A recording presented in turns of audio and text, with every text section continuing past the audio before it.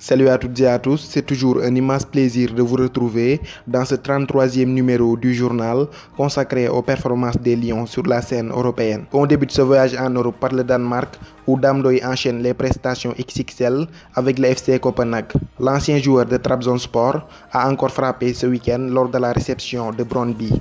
Il a inscrit un superbe but suite à un rush solitaire conclu par une frappe croisée à l'entrée de la surface de réparation. Un but importantissime qui porte son compteur à 21 réalisations et permet au club de la capitale danoise de l'emporter 3-2 à domicile. Avant ce but, Dame Doy avait provoqué un penalty transformé par son partenaire Robert Skov. Avec ce succès, Dame Doy et le FC Copenhague sont champions du Danemark pour la 13e fois de leur histoire. Après 2009, 2010 et 2011, le Sénégalais décroche ainsi son premier sacre avec le club de la capitale danoise. En plus de ce trophée, Dame Doy a été élu meilleur joueur du mois d'avril au Danemark. Toutes nos félicitations à l'international sénégalais. En Ligue 1 française, Ismaïla Sarr et Mbaye Niang ont tous les deux brillé lors du déplacement du Stade Rennais sur la pelouse du Toulouse FC. Mbaye Niang a d'abord ouvert le score sur une magnifique frappe à ras de terre, mettant ainsi les Rennais sur les bons rails et marquant par la même occasion son 9e but en Ligue 1 conformément. Les Toulousains sont par la suite revenus au score, mais à la 58e minute, le Stade Rennais obtient un penalty. Sarr l'exécute, le transforme et permet à Rennes d'égaliser.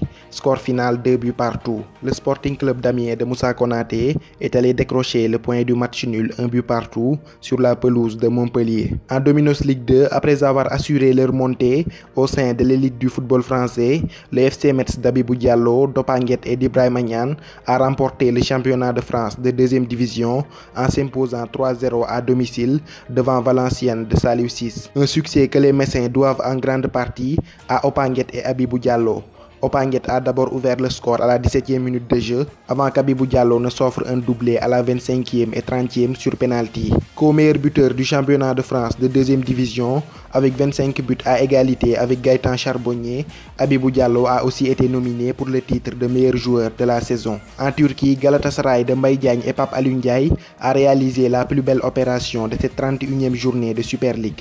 En effet, lors du derby d'Istanbul qui les opposait au Beşiktaş au Turk Telecom Arena, Galatasaray s'est imposé 2-0 et profite par la même occasion du match nul d'Istanbul Başakşehir de Demba Ba 0 but partout sur la pelouse de Sivasspor pour s'emparer du fauteuil de leader.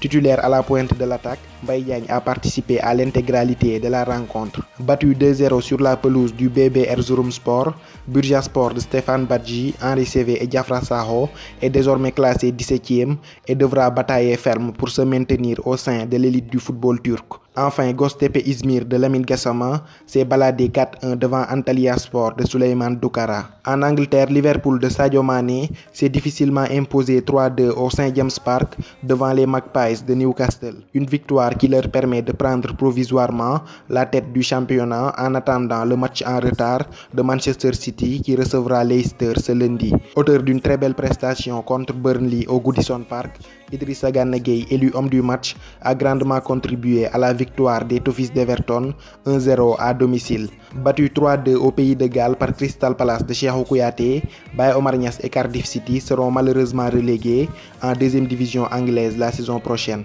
En Serie A italienne, le Napoli de Kalidou Koulibaly, titulaire en défense centrale, a battu Cagliari 2-1 au San Paolo, tandis que l'Inter de Keita Baldé, rentré en seconde période, a concédé le match nul vierge sur la pelouse de l'Udinese. Déjà relégué en Série B italienne, le Chievo Vérone d'Assane Diouf absent s'est fait humilier à domicile 4-0 par la Spal d'Alfred Benjamin Gomis. Quant à Babacar Xhuma et Sassuolo, ils ont été tenus en échec 2 buts partout par Frosinone à domicile. Victime d'une nouvelle blessure musculaire, Salif Sané a assisté depuis les tribunes au match nul vierge du Schalke 04 face au Bayer Leverkusen au Veltins Arena. Toujours 15e de Bundesliga à 7 points du premier relégable Stuttgart, le défenseur central sénégalais et ses partenaires ont déjà assuré leur maintien en Bundesliga. En Liga espagnole, Moussa Wagué a étrené sa 2e titularisation avec le FC Barcelone. En déplacement sur la pelouse du Celta Vigo, Ernesto Valverde avait décidé de procéder à une large revue d'effectifs en vue de mieux préparer le match retour contre Liverpool à Anfield. Sur ce, Moussa Wagué a été aligné sur le flanc droit lors du match contre le Celta Vigo. Malgré une faute de main dans la surface de réparation qui a abouti à un penalty, Moussa Wagué a tout de même livré une prestation plus que correcte. C'était tout pour ce 33e numéro du journal consacré aux performances des Lions sur la scène européenne. Rendez-vous à très bientôt pour de nouvelles vidéos.